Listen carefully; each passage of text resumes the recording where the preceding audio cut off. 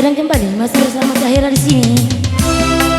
Kembali satu tembang manis.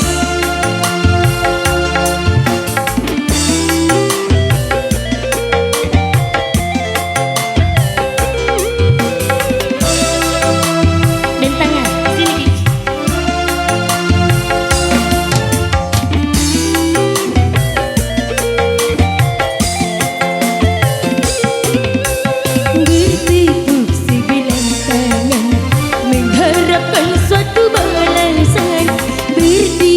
Berpangku tangan itu hanya menyiksa badan, apalagi sakit hati.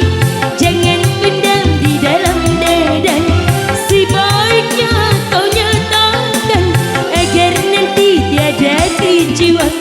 Bertepuk sebelah tangan mengharapkan suatu balasan, berdiam berpangku tangan itu hanya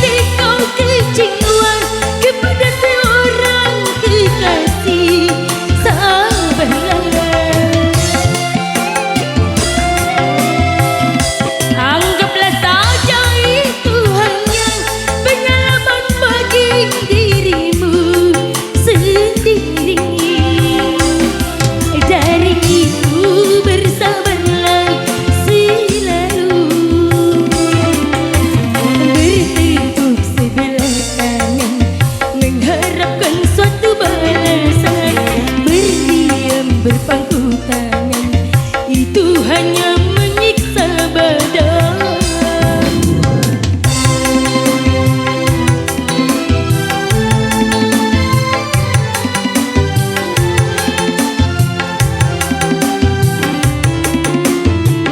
Bersama Cahir.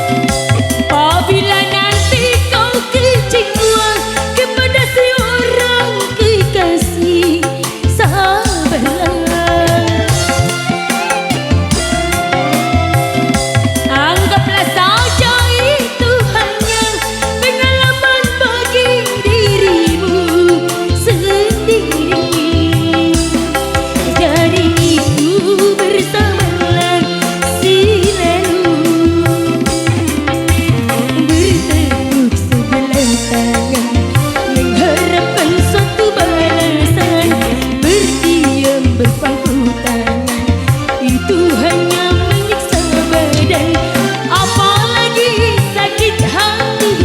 Jangan pendam di dalam dada, sebaiknya kau nyatakan agar nanti tiada kecewa.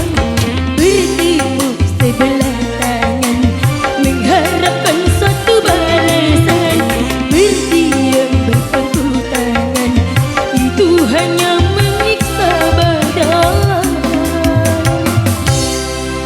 kembali